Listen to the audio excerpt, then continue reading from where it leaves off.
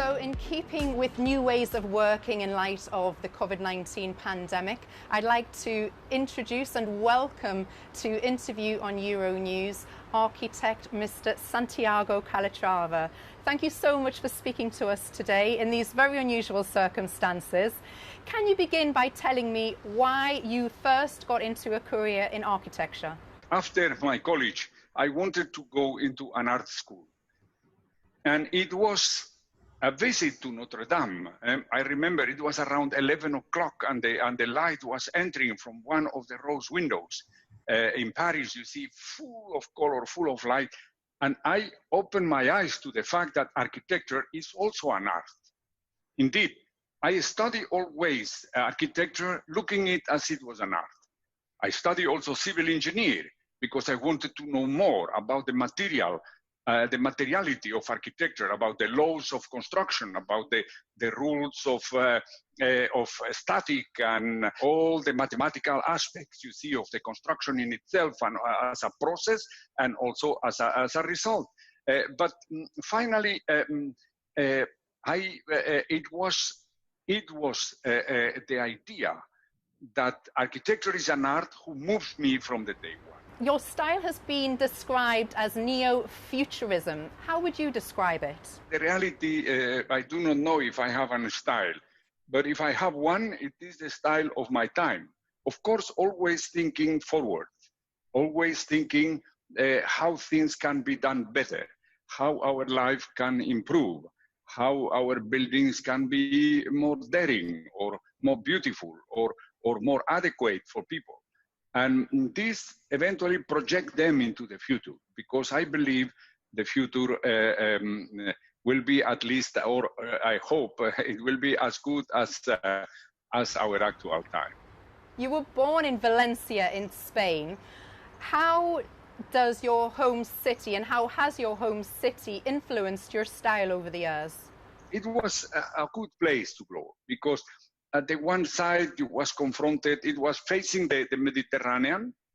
It was a city open to the world because the sea was there, and traditionally also very open city, and also with a lot of wonderful monuments. What part of the architecture process excites you the most? You see, myself, I has been from the beginning very much related to the invention or to the project itself, isn't it? I draw a lot, I do a lot of sketches, and fortunately I have people around me who takes those things and transform them in real projects, and also then they transform those things in real construction. So, I mean, architecture is a profession in which you need a lot of good people around you. You're labelled as a star architect, but obviously you're only as good as the team around you. I think it's more qualificative, like who belongs more to other disciplines. Architecture, like I say, is a modest job, you know, it's not something extravagant. You see, it's a matter of a lot of hours of working and sometimes even not only days, weeks, months, even years. We're here in Dubai. Why does Dubai stand out as a city for architecture? I remember very well how enthusiastic I was when I was 14 years, 20 years, 25, 30 years. You see the amount of energies you have, the amount of dreams you have, the amount of hope you have. You can also project that into places. And Dubai certainly is an enormous, enthusiastic place, full of energies. It's one of the cities that today represent our time, almost 100%, because it belongs 100% to our time, almost to our generation. Well, you are currently building the Dubai Quick Tower, which will be the tallest tower in the world when it's completed. Where did you take your inspiration from for that? The idea for the Dubai Quick Tower was a flower with a long steel, you see, and then in the top of it, you see like a tulip. Why to a flower? Because I thought, what a beautiful image, you know, for something who has to be very simple, very much concentrated in itself, and deliver a sense of beauty to everybody. You've built the Turning Torso Tower in Malmö, Sweden, the Montjuic Communications Tower in Barcelona, You're also responsible for the UAE Pavilion at Expo 2020. Tell me about the inspiration. You see, I try to bring something who, in my eyes, represent the essence or part of the essence of their culture. So I took a bird, I took a falcon with open wings, you see, and out of the idea of the falcon, merge the idea of the pavilion. How does modern day architecture push boundaries?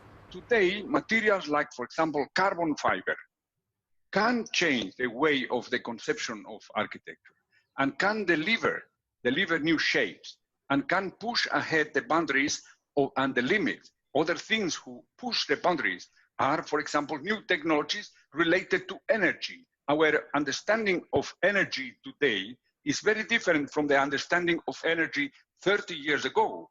Yeah. Today, we are much more concerned about sustainability.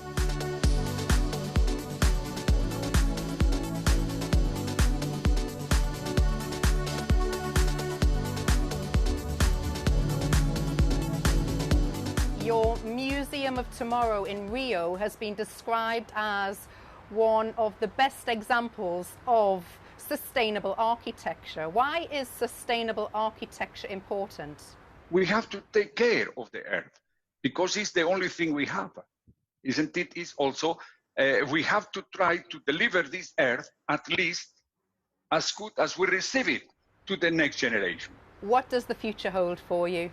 I mean, you know, what I has done is to promise me that I will work until the end of my life if I can afford that. So I like the work I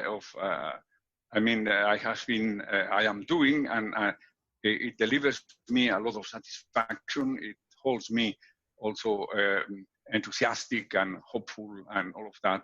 I like also the people around me, the people with which I am working, and I believe if I can afford that, I will work until the last day of my life.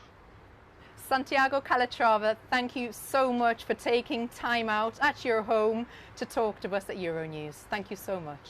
Thank you to all of you.